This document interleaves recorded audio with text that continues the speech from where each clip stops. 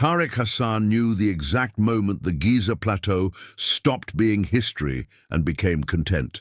It was 3 months ago, on the morning Vrix's face, smooth, iridescent, and radiating confidence, appeared on every screen across Cairo, promising the world that the pyramids weren't monuments but machines, ancient Anunnaki bioresonance nodes waiting to be activated. Within 72 hours, the spiritual tech gold rush began. Within a week, Tariq's dignified tours about dynastic succession and architectural innovation were replaced by a script written by a 24-year-old marketing consultant who'd never read a single hieroglyph. Tariq stood at the edge of the plateau, clipboard in one hand, shame coiled tight in his chest, watching a fresh wave of tourists in custom-designed robes spill out of climate-controlled buses. Holographic billboards rose like synthetic suns above the Sphinx, flashing slogans in 10 languages. Unlock your starseed potential. Ascension packages starting at $499. Your chakras deserve the pyramid experience. Augmented reality overlays shimmered over the Great Pyramid, transforming its weathered limestone into glowing neon geometries that pulsed in time with a lo-fi electronic beat. Drones circled overhead, their cameras tracking every choreographed ritual, every influencer pose, every moment of manufactured enlightenment. In a few moments, you'll enter the Ascension Zone, where you'll align your biofrequency with the node's harmonic resonance. He gestured toward a roped-off area where tourists were already filming themselves, arms raised toward the sky, their faces lit by ring lights mounted on selfie sticks. Please remember to tag us in all posts and use the hashtag #WoAnunnakiAwakened. Is it true the pyramid was built by extraterrestrials? The pyramid's origins remain a mystery, he recited, but many believe it was constructed with the guidance of advanced cosmic beings. The woman nodded, satisfied, and returned to filming herself. Most of all, he hated that he needed the money too badly to quit. Before Vrix, before the boom, Tariq had scraped by on low-budget tours for backpackers and retirees, the kind of travelers who actually wanted to learn.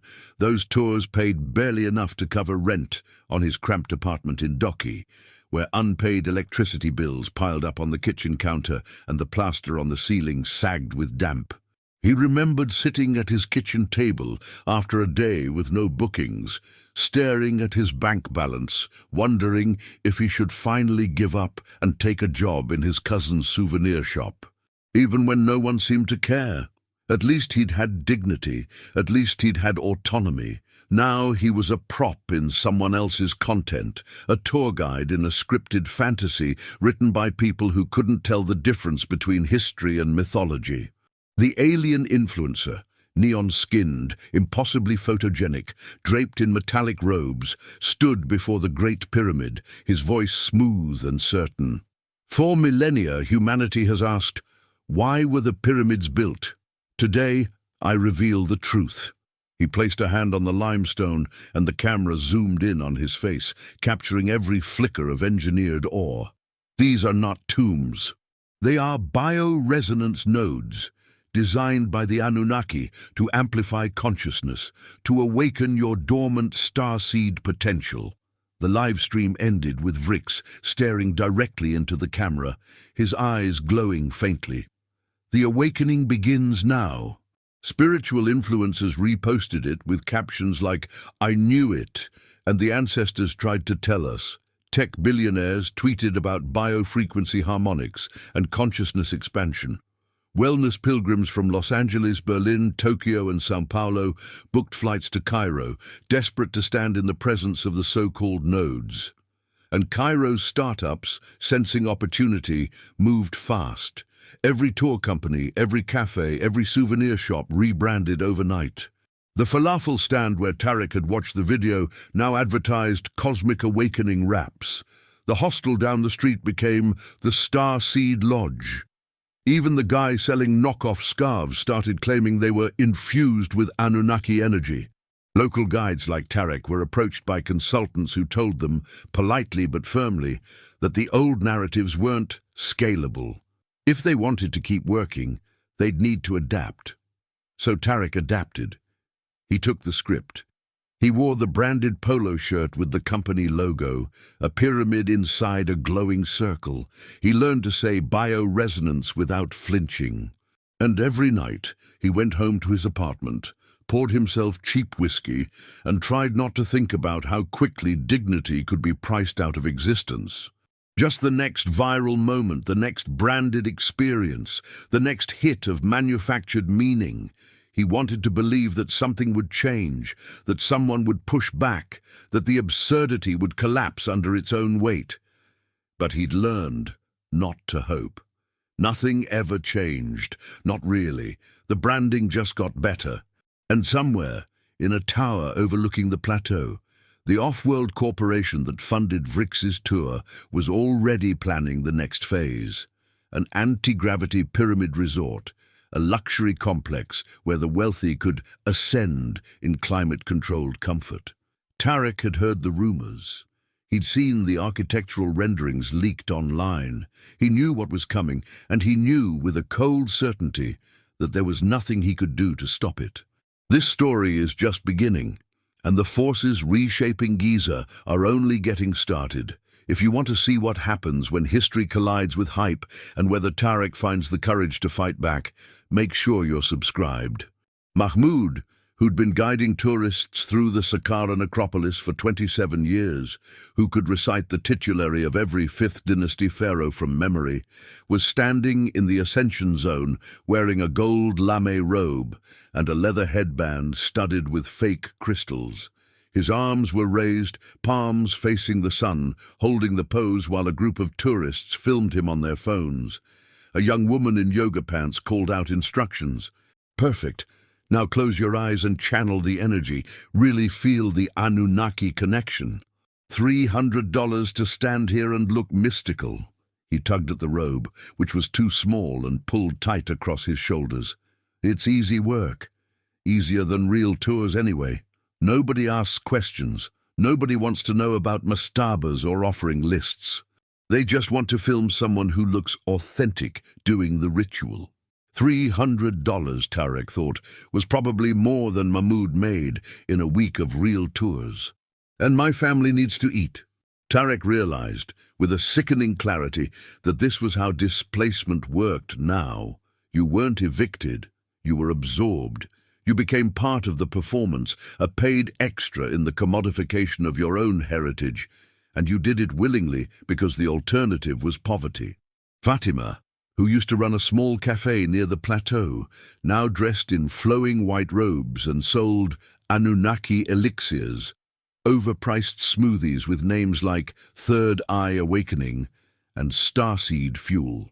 Ahmed, a history teacher who'd given weekend tours on the side, now led energy-cleansing ceremonies for wellness groups, reciting pseudo-spiritual mantras he'd memorized from a script.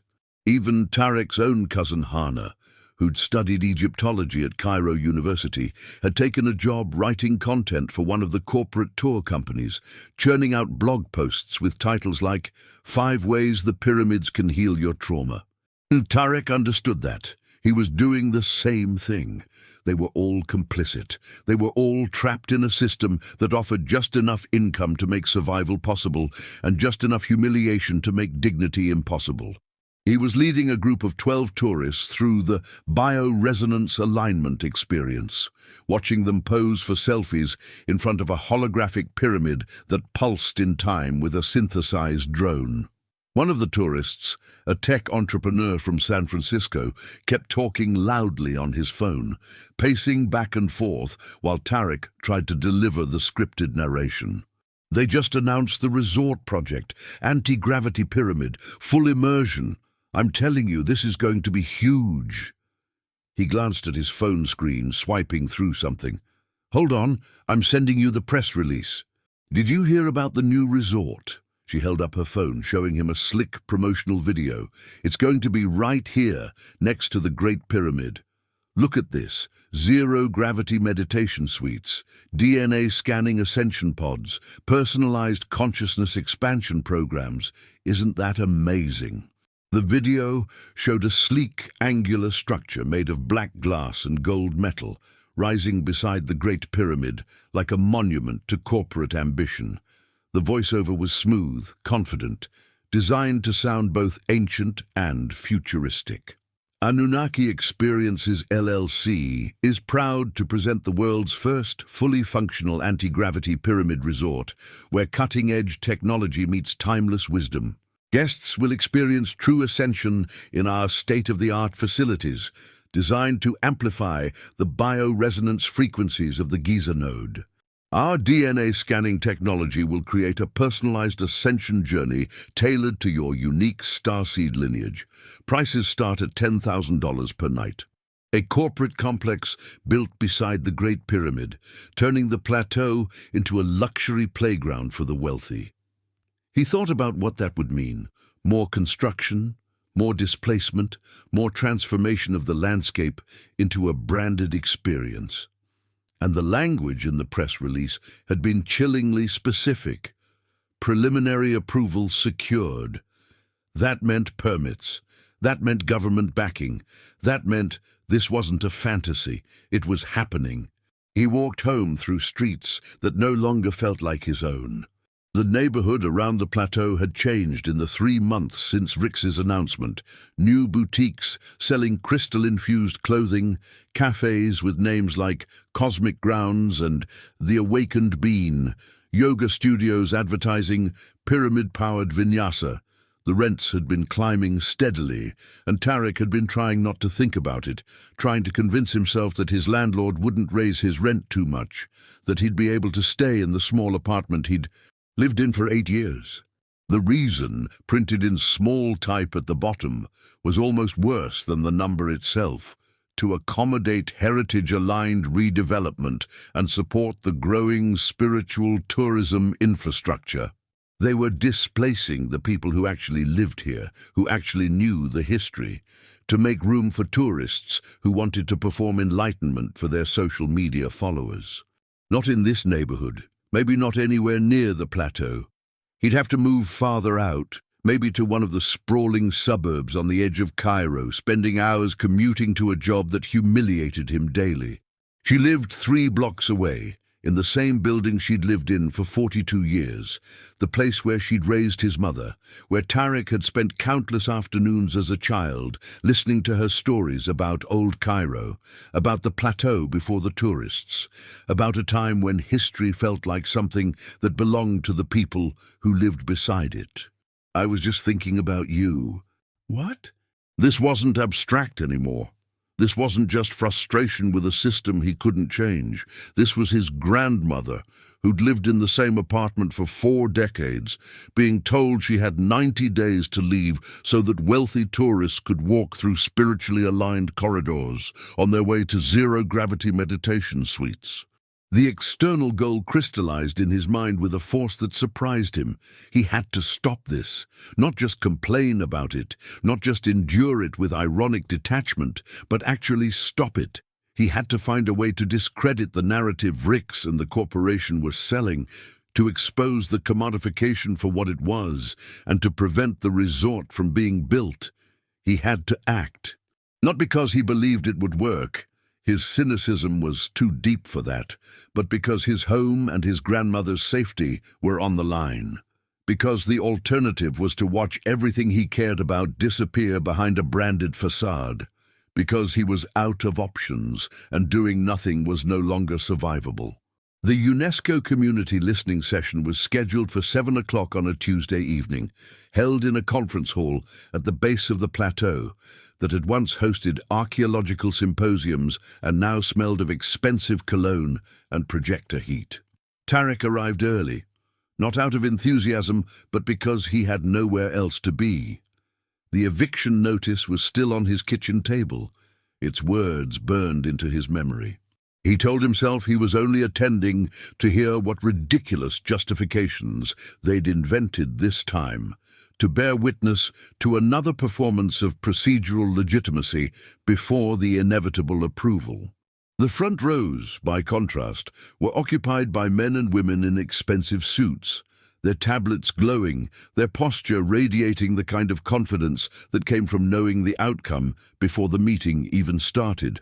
A few off-world observers sat near the stage, their appearances subtly non-human: elongated fingers, iridescent skin, eyes that moved too slowly, watching the proceedings with what looked like bemused detachment, as if they were anthropologists studying a quaint local ritual. Representatives from UNESCO, the Egyptian Ministry of Tourism and Antiquities, and VRIX's corporate team sat behind a long table, their microphones arranged in a precise line. The session began with a polished presentation delivered by a consultant in his 30s, with an American accent and a smile that never reached his eyes. "We're here tonight," he said, gesturing toward the holographic display, which now showed a sleek rendering of the anti-gravity pyramid resort, "to share our vision for sustainable heritage tourism.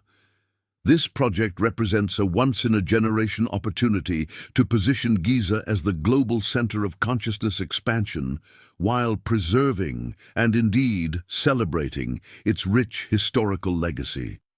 The consultant talked about bioresonance alignment infrastructure, experiential heritage activation, and community stakeholder integration pathways. He showed architectural renderings of the resort: glowing meditation chambers, DNA scanning pods, zero-gravity suites suspended in mid-air. He displayed economic projections, claiming the project would create thousands of jobs and generate billions in revenue. He used the word sustainable 17 times. Tarek counted. When the presentation ended, the floor was opened for questions. A man in the third row, a shopkeeper Tarek recognized from the neighborhood, raised his hand. "What happens to the people living in the buildings you're planning to demolish?" "Our community integration team has developed a comprehensive support package that includes financial compensation and access to alternative housing options." Next question. The consultant said they were committed to hiring locally wherever feasible. A young mother asked about preserving access to the plateau for Egyptian families who couldn't afford resort prices. The consultant thanked her for her valuable input and moved on. The officials acknowledged concerns with practiced empathy, nodded thoughtfully, and promised to take everything under advisement. But the subtext was clear. The decision had already been made. The resort would be built. The permits were secured. This meeting existed only to create the appearance of democratic process, to check a box on some bureaucratic form that said, "Community input received." She was in her 40s, Tarek guessed, with dark curly hair pulled back in a bun and glasses that reflected the stage lights. Her voice was sharp, cutting through the consultant's rehearsed calm. "Your environmental impact statement mentions them in a footnote and dismisses them as unlikely to yield major findings. That assessment is not only scientifically irresponsible, it's factually incorrect. We have ground-penetrating radar data suggesting intact structures beneath 2 of those sites. Are you seriously proposing to build a luxury resort on top of potentially irreplaceable historical evidence?" The consultant glanced at the UNESCO representative, who leaned toward his microphone. "Dr. Mansour, we appreciate your expertise, and I assure you that all archaeological concerns are being taken very seriously. The project has been reviewed by a panel of independent experts. I'm asking a direct question. Will you halt construction until a proper archaeological survey can be completed?" She sat down, shaking her head. The meeting dragged on for another 15 minutes, then finally ended with the consultant thanking everyone for their constructive engagement and reminding them that additional comments could be submitted via the project website. People began filing out, their faces a mix of frustration and resignation. Tarek stood, intending to leave, when someone tapped his shoulder. Up close she looked exhausted, dark circles under her eyes, but her gaze was sharp and focused. "You're Tarek Hassan, right? The tour guide? And this is Omar." I'm good at finding things people don't want found. A counter-campaign. You mean what? A petition? Some social media posts? That's not going to stop a multi-billion-dollar resort backed by off-world capital and the Egyptian government. This whole meeting was just a formality. I know you're angry, Layla continued, her voice softer now. I see it every time you're out there with the tourists. You hate what this place has become, so do something about it. The corporation controls the story because they control the platforms, the algorithms, the trending topics, the influencer partnerships. But if we can expose the contradictions, show people the real cost of this project, we can shift the conversation. I've already started mapping their data flows. They're not as secure as they think. But maybe something adjacent to it, possibility, the faint, dangerous idea that resistance might not be completely futile. The alien influencer looked even more unnervingly perfect in person, his skin shimmering faintly under the lights, his metallic robes catching the glow of the holographic projector. He was talking to the UNESCO representative, but his voice carried across the room. Their input is charming in its way, as if 4,000 years of history, the labor of thousands of workers, the lives of the people who still lived here, were nothing, as if the plateau was empty, waiting for someone like Vrix to give it meaning. It's not a blank canvas, he said, his voice louder than he intended. And it belongs to the people who've been here for 4,000 years, not to you. You're just selling a fantasy to people who want to feel special, and you're erasing everything real in the process. And you're displacing the people who actually live here to do it. He has every right to speak. This was supposed to be a community session. Tarek's hands were still shaking, adrenaline and anger coursing through him, but for the first time in months, he didn't feel powerless. He took a breath, then nodded. Yeah, I'm in. She submitted formal objections to UNESCO committees, citing violations of heritage protection protocols, attaching ground-penetrating radar data and site surveys that proved the corporation's environmental impact statement was, at best, negligent and, at worst, deliberately fraudulent. Tarek and his neighbors circulated petitions, going door to door in the sweltering afternoon heat, collecting signatures from shopkeepers and elderly residents and families facing eviction. Omar set up a social media campaign with the hashtag Reclaiming Giza, posting stories of displacement, photographs of the neighborhoods being erased, interviews with guides like Mahmoud who'd been absorbed into the performance economy. An international heritage NGO issued a statement expressing concern about the archaeological oversights. A progressive member of parliament mentioned the project in a committee hearing, calling for further review. Tarek allowed himself a flicker of something that wasn't quite hope, but was close enough to be dangerous. A polished video appeared across all platforms, narrated by Vrix himself, his glowing eyes fixed on the camera with practiced empathy. He talked about the importance of honoring local voices, acknowledged that change could be difficult, and then pivoted smoothly to the larger vision. The resort, he explained, wasn't erasure, it was evolution. It would create thousands of jobs, fund scholarships for Egyptian students, and establish a heritage preservation fund managed by international experts. The critics weren't defending history, he suggested gently. They were resisting progress, clinging to a past that had already been commodified by centuries of colonial tourism. Wasn't it better, he asked, to let Egyptians benefit from that commodification rather than continue to be exploited by it? The comments section filled with support from wellness influencers, tech entrepreneurs, and spiritual seekers who saw the resort as a bold step toward democratizing enlightenment. The petition Tarek had spent weeks circulating was dismissed in a corporate press release as well-meaning but misinformed, signed by people who didn't understand the economic realities of modern heritage management.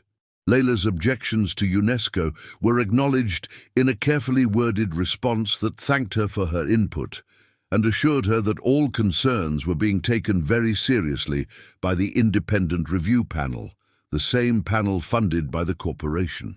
The parliamentary committee hearing resulted in no action. The momentum collapsed as quickly as it had built, and Tarek felt his cynicism return, heavier than before, vindicated. What made it worse was that his tours were now more profitable than they'd ever been.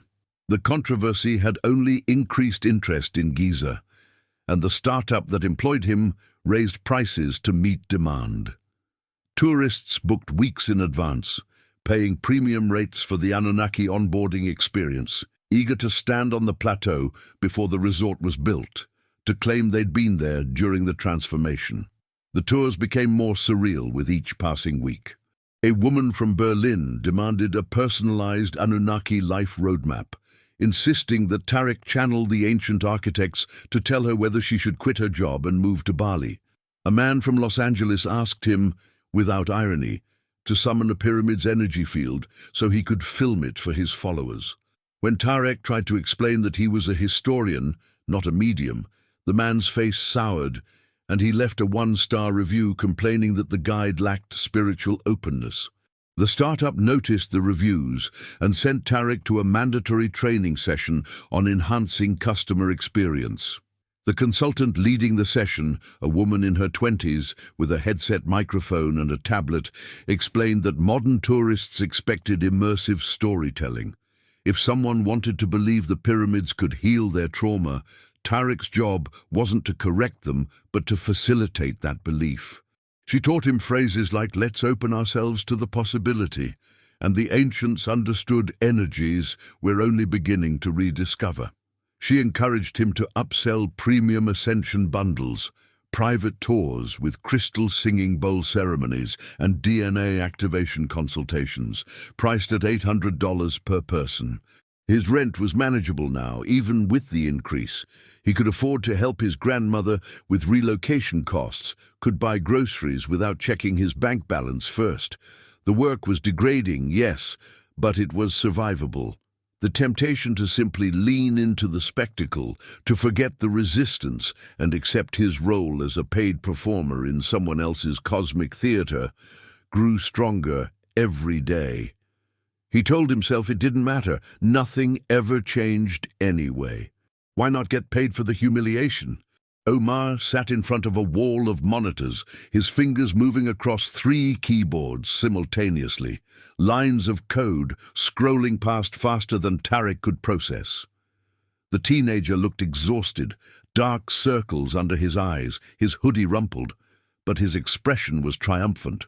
"I found a back door through one of their third-party analytics contractors. Look." The corporation had hired a data analytics firm to scrape human conspiracy forums, spiritual communities, and alternative history websites, identifying the most engaging narrative elements: ancient aliens, hidden knowledge, cosmic awakening, DNA activation. They'd run focus groups testing different combinations of these elements, measuring emotional responses and engagement metrics. Then they'd synthesized it all into a single, market-tested mythology designed for maximum virality. It was a product focus-grouped and branded like a new flavor of energy drink. The subject line read, "Leveraging Heritage Aesthetics for Aspirational Branding."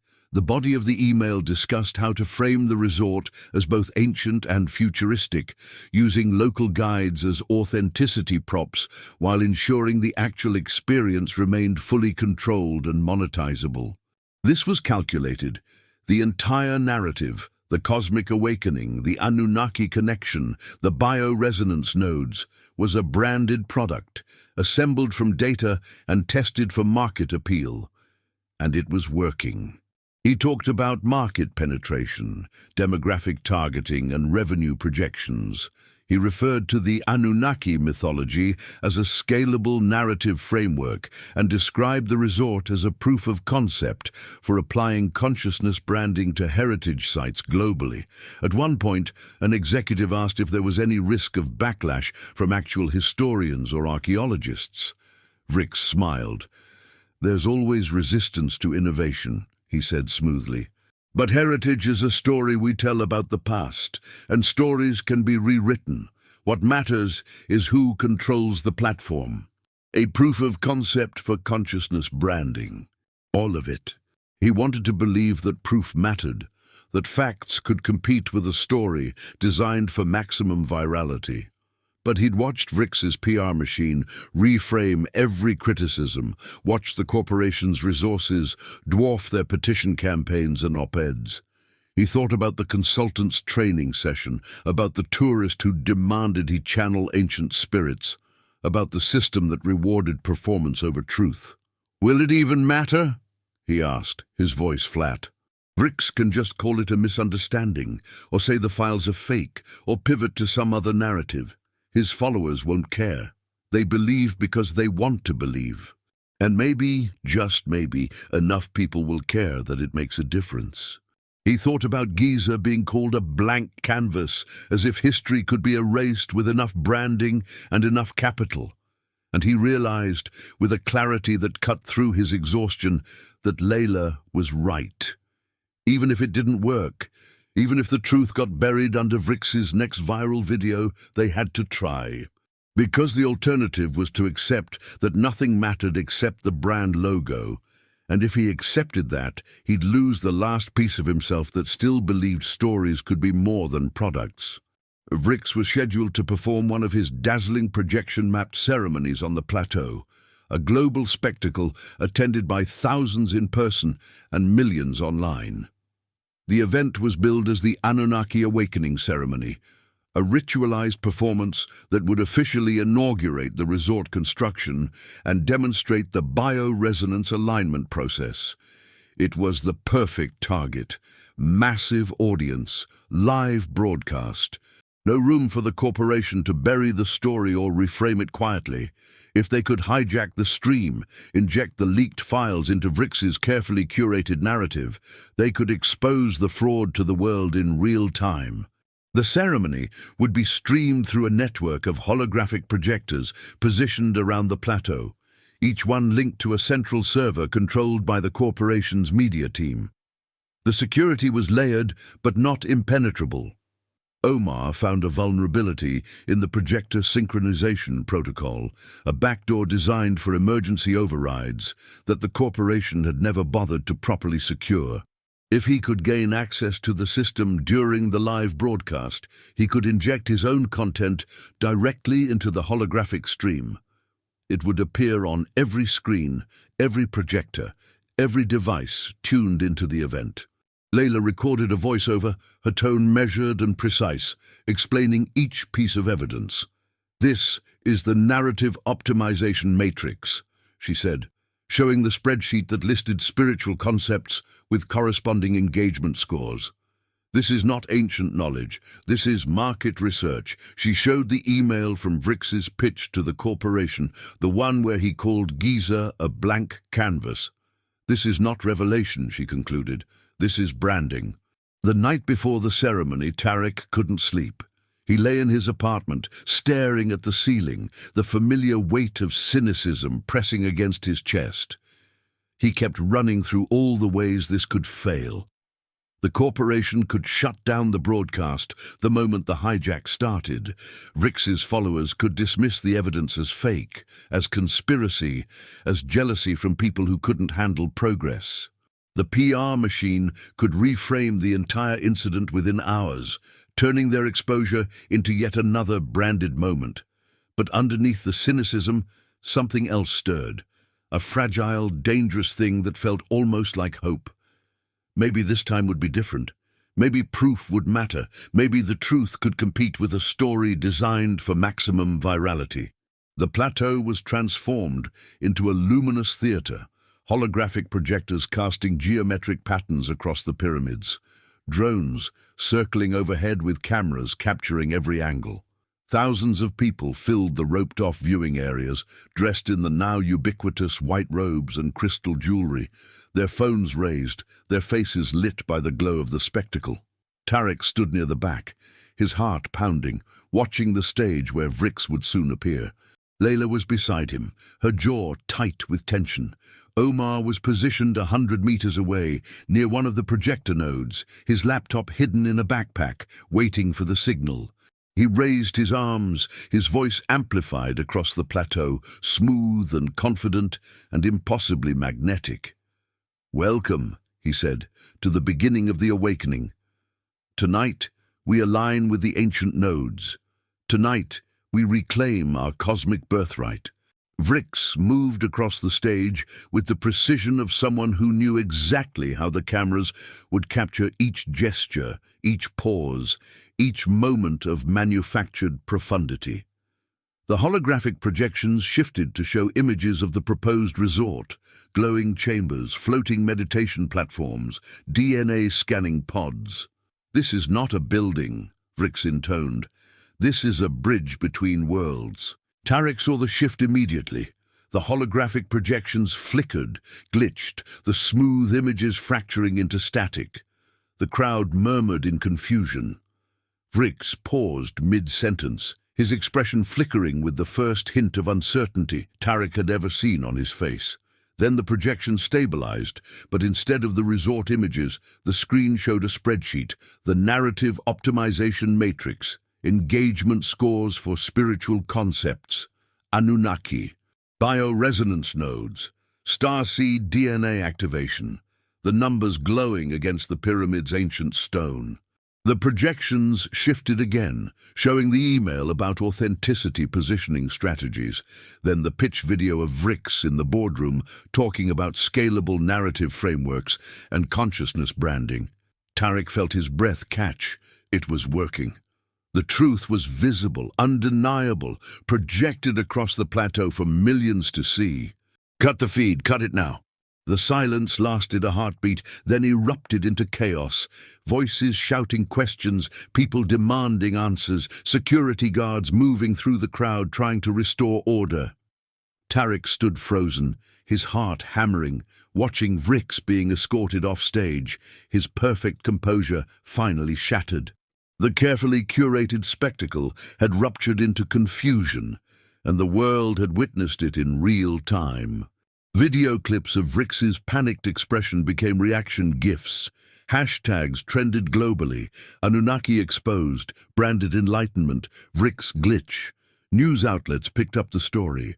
Heritage NGOs issued statements calling for a halt to the resort construction pending further investigation. Someone had filmed him in the crowd, his face visible in the moment the hijack began, and the clip went viral with the caption, "The guy who embarrassed the galaxy's biggest influencer." His phone filled with messages, interview requests, supportive DMs, people thanking him for exposing the fraud.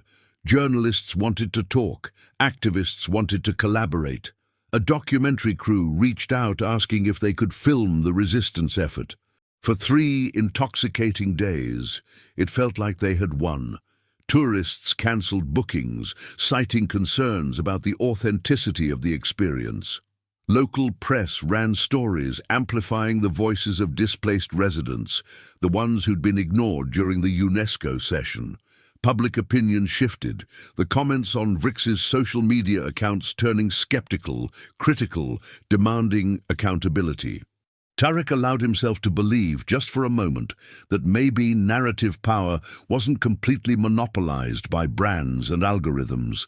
Maybe truth could compete after all. Maybe they'd actually pulled this off.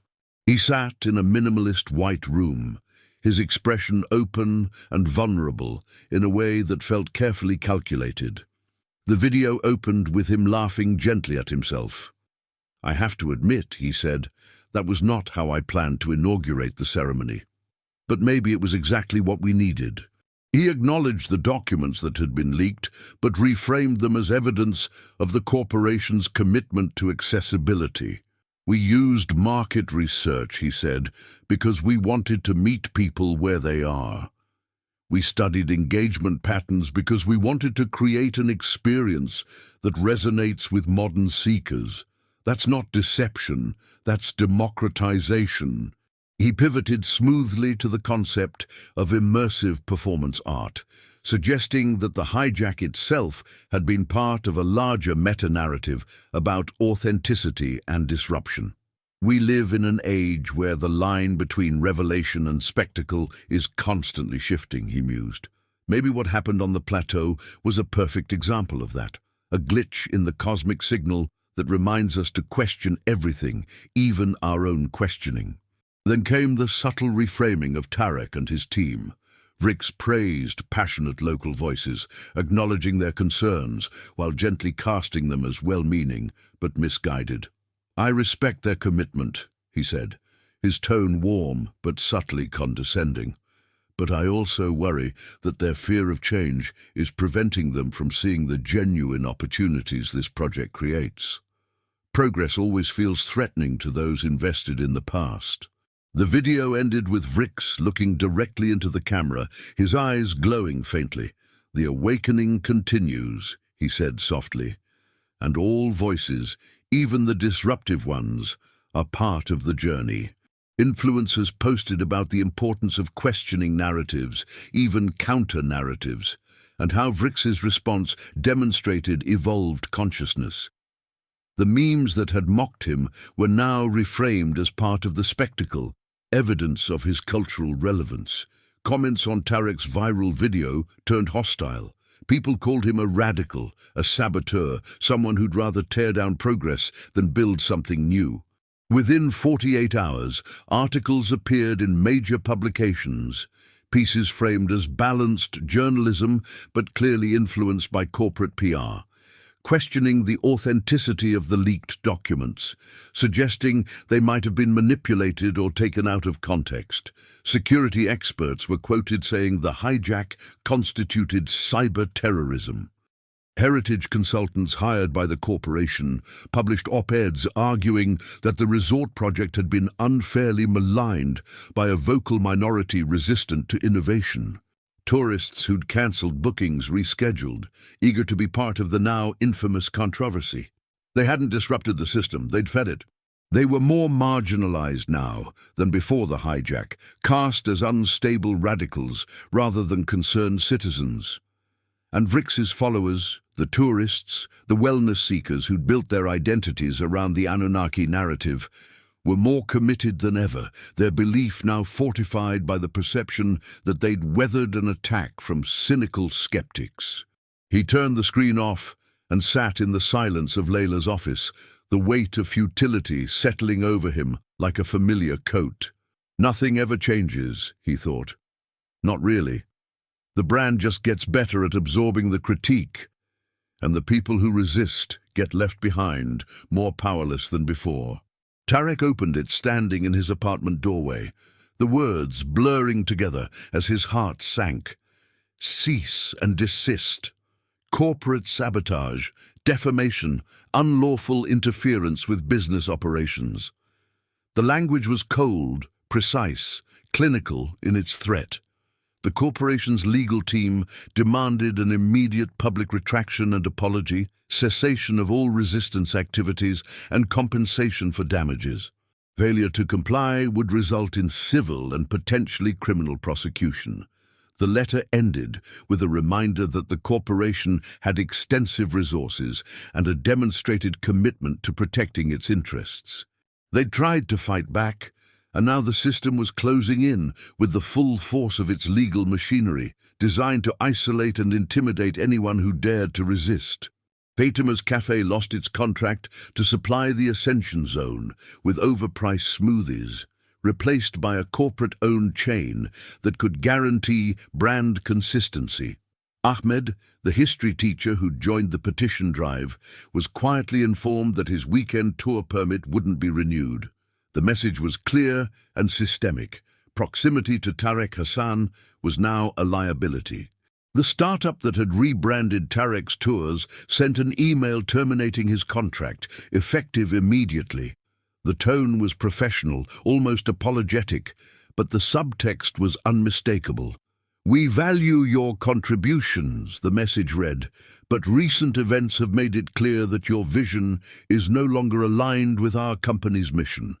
We wish you the best in your future endeavors."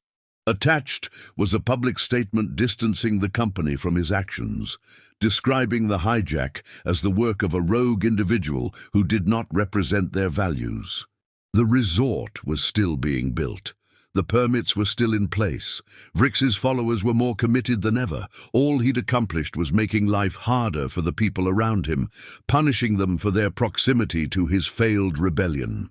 But now, staring at the consequences of his actions, he couldn't shake the feeling that he'd been selfish, indulging his own anger while the people who depended on the system's meager rewards paid the price. The woman introduced herself as a senior consultant with Anunnaki Experiences LLC. The man was from the legal team. They asked if they could come in. It wasn't really a question. "Hassan," she began, her voice smooth and confident, "we've been following your efforts with great interest. Your passion for Giza's heritage is admirable, truly, and we believe there's an opportunity here that could benefit everyone involved. We'd like to offer you a position as the official face of our heritage division," the woman continued. "You'd lead premium tours for high-end clients, share the real history of Giza alongside the Anunnaki narrative, and help us create an experience that honors both the past and the future. The salary is competitive, far more than you were making before." She swiped to another slide showing a six-figure number. "You'd have full creative control over your content, professional branding, global exposure, and we'd provide guaranteed housing security for your grandmother in one of our newly developed residential complexes, rent-free for life." It wasn't villainous, it was seductive, it was pragmatic. Silence in exchange for survival. Or you can work with us, benefit from the system you can't change, and ensure that at least some authentic history gets told alongside the cosmic narrative. Isn't that better than nothing? The woman was right. He couldn't fight this. The system was too big, too well-funded, too efficient at absorbing critique and turning it into content. Why not benefit from it? Why not take the money, protect his grandmother, and tell himself he'd done what he could? To accept that nothing ever changed except the brand logo, and the only rational choice was to survive within the system rather than resist it. He thought about the hijack, about the 3 intoxicating days when it seemed like truth could compete with virality, and then the brutal reversal that followed. He thought about sitting in Layla's office, watching the narrative collapse in real time, feeling the weight of futility settle over him like a familiar coat. Another plan, another last shot, another chance to make everything worse. And despite everything, despite the cynicism and the guilt and the exhaustion, Tarek couldn't quite bring himself to say yes to the consultants. Not yet. "We hope you'll make the right choice." Omar sat hunched over his laptop, his face pale and exhausted. Layla stood by the window, her arms crossed, her expression tight with barely contained frustration. "All I have to do is shut up and sign an NDA. If they can neutralize us before then, they win completely. We make it impossible to ignore. If we can make this project look legally and financially toxic, they might walk." Tarek looked at Omar's desperate determination, at Layla's exhausted resignation, and felt the weight of the decision pressing down on him. He thought about the consultant's offer, about the 6-figure salary and the guaranteed housing for his grandmother. He thought about Mahmoud and Fatima and Ahmed, all suffering because of his resistance. He thought about the cease and desist letter, about the system closing in with its legal machinery, designed to crush anyone who fought back. "I'm in," he heard himself say, the words coming out before he'd fully decided. "One more shot." Omar had managed to acquire staff credentials through a contact who worked catering, fake IDs that would get them into the building but not past the secondary checkpoints. The AV system was controlled from a locked booth on the mezzanine level, accessible only to authorized technicians. They'd have to bypass security, access the booth, crack the system, and upload the exposé before anyone noticed. But he was committed now. Past the point where rational calculation mattered, they parked 3 blocks away and approached on foot, dressed in catering uniforms Omar had somehow procured. The hotel loomed ahead, its facade glowing with holographic projections of the resort, Vrix's face smiling down from every surface. They passed through with their fake credentials, nodding at the guard, who barely glanced at their IDs. Inside, the hotel was a maze of service corridors and ballrooms, the air thick with the smell of expensive food and the low hum of anticipation. They moved through the crowd of catering staff, blending in, making their way toward the mezzanine stairwell. "Hold on, let me see those IDs again." They were escorted to a back office, detained while the guards made calls, consulted supervisors, verified identities. Tarek sat in a plastic chair, his heart pounding, watching Omar's face crumble as the reality of the failure set in. Through the office door, Tarek could hear the investor event beginning in the main ballroom. Applause, music, Vrix's amplified voice welcoming the audience. He closed his eyes, the humiliation washing over him. This was the all-is-lost moment. They'd risked everything for one more shot, and it had collapsed before they'd even begun. He'd turned down the corporation's offer, sacrificed the safety and security it promised for failure. The guards kept them detained for an hour, long enough for Vrix's keynote to finish. Through the walls, Tarek could hear the muffled sound of applause, laughter, the smooth cadence of Vrix's voice, delivering what was undoubtedly a charismatic, perfectly calibrated speech. When they were finally released with a warning and a threat of prosecution if they attempted anything similar again, Tarek walked out of the hotel into the night air. His cynicism returned in full force, heavier than it had ever been. The brand just got better at absorbing the critique, and the people who resisted ended up more powerless than before, humiliated and marginalized and utterly defeated. Tarek went to his grandmother's apartment the next morning because he had nowhere else to go. The failure at the investor event had left him hollow, the defeat so complete that even his cynicism felt exhausted. He climbed the 3 flights of stairs to her building, the same steps he'd climbed countless times as a child, and knocked on the door that would be demolished in 43 days to create spiritually aligned access corridors for tourists who wanted to perform enlightenment for their followers.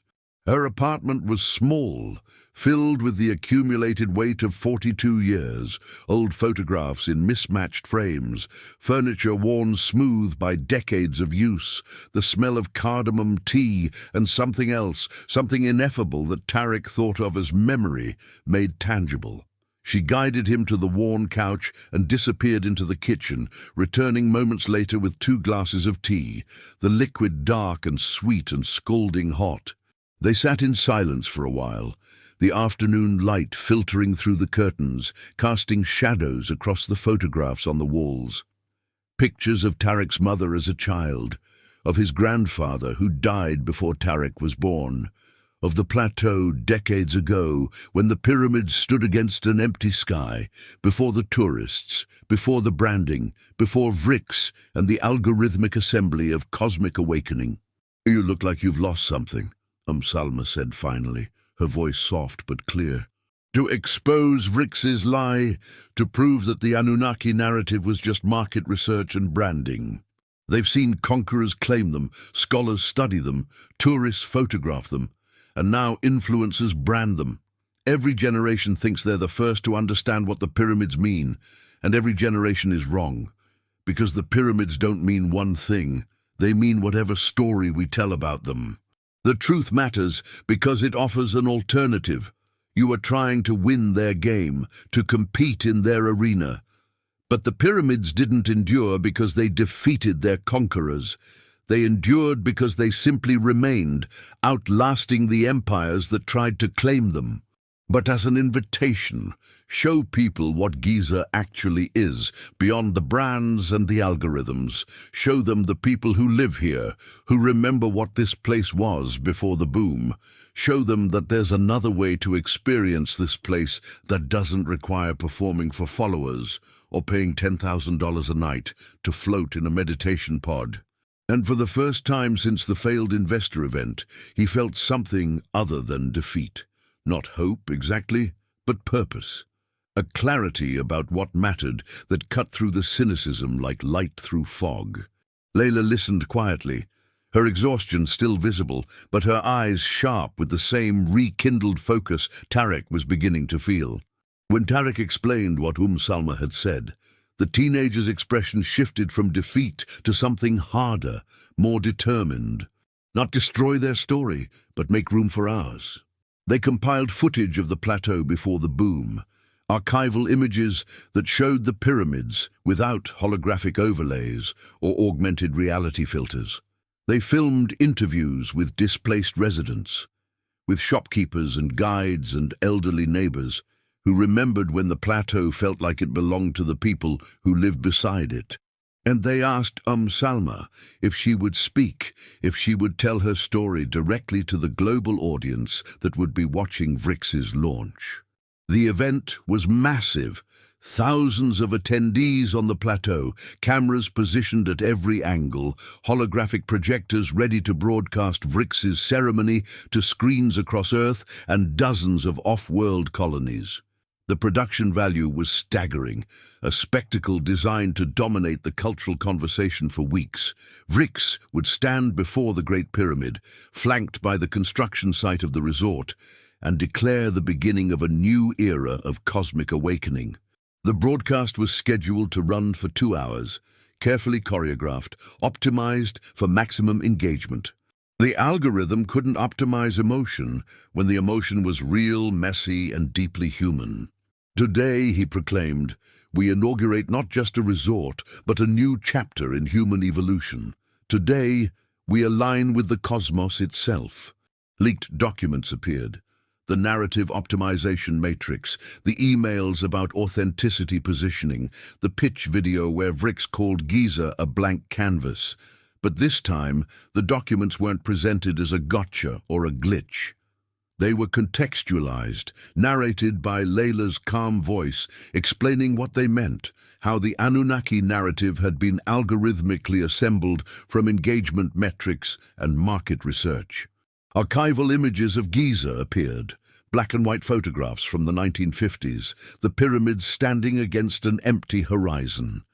Then footage of the plateau now, cluttered with holographic billboards and branded ascension zones. Interviews with displaced residents played, their voices quiet but steady, talking about buildings demolished, rents tripled, communities erased to make room for spiritually aligned access corridors. And then Salma appeared on the screen, sitting in her apartment surrounded by photographs, her face lined with age and dignity. She spoke directly to the camera, her voice soft but clear. My name is Salma. I have lived beside the pyramids for 42 years. In 40 days, my home will be demolished to make room for tourists who want to experience enlightenment. But I want you to know that the pyramids are not nodes. They are not machines.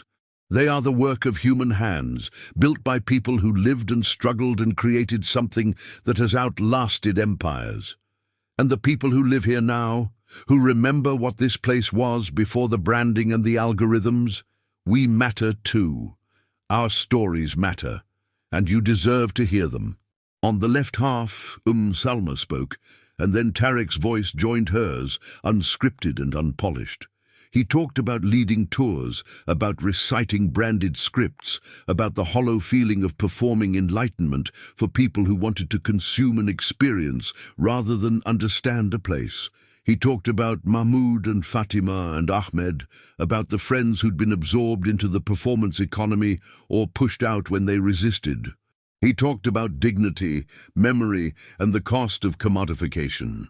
People questioning whether the resort was worth the displacement.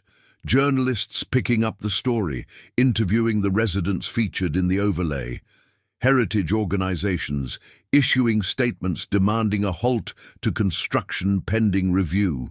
Social media erupted with hashtags that the algorithm couldn't optimize. Giza deserves better. Dignity over branding. Listen to local voices. The carefully curated spectacle had been ruptured by something the corporation couldn't control. Real people speaking their truth without mediation. They announced they were pausing construction to rethink the project in consultation with community stakeholders, that they remained committed to heritage preservation and local partnership. The language was still corporate, still polished, but the subtext was unmistakable. They'd been forced to a reckoning. Space had been created for community voices in a conversation that had previously been dominated by brands and algorithms. It wasn't a clean victory, but it was something. The security for his grandmother was still guaranteed, but now they also promised input, collaboration, a seat at the table where decisions were made. It was seductive, it was pragmatic, and it was exactly what he'd spent months fighting against. "And I can't do that if I'm working for you." Brix's influence waned, his followers moving on to the next viral narrative. The holographic billboards still flickered across the plateau, but they no longer dominated the skyline. And in the space created by the resistance, something small and scrappy began to grow. They designed tours on their own terms, telling stories that were messy, human, and sometimes contradictory. They created digital content that competed with the branded narratives, showing Giza as it actually was, rather than as a backdrop for consciousness expansion. They even developed experiences for off-world visitors, cultural exchanges that emphasized listening and learning rather than consuming and performing. They struggled with funding, with competing visions, with the constant pressure of a tourism industry that still favored spectacle over authenticity. But it represented something genuine, a community reclaiming agency over their own narrative, deciding for themselves what their home meant. The group was small, 7 people, including 2 off-world visitors whose curiosity seemed genuine rather than transactional. Holographic billboards still flickered in the distance, but they no longer dominated the view. The pyramids rose against the darkening sky, ancient and enduring, outlasting empires and brands and algorithmic narratives. Tarek walked slowly, pointing out details that most tourists missed. The way the limestone changed color in different light, the mathematical precision of the construction, the workers' villages where the people who built the pyramids had lived. He talked about Khufu's ambition, about the theories and debates that still surrounded the pyramids, about how history was always more complicated than any single story could capture. One of the off-world visitors, a woman with translucent skin and eyes that moved too slowly, asked if the pyramids were really Anunnaki nodes. But what we do know is that they were built by human hands, and the people who live beside them now have their own stories about what this place means. And those stories matter. And that dignity, however fragile, is always worth fighting for. But it was a small, genuine space reclaimed. And in that space, Tarek could finally tell stories that mattered to people who wanted to listen rather than consume. And that, he thought, walking beside his grandmother's wisdom and Layla's quiet strength, was enough.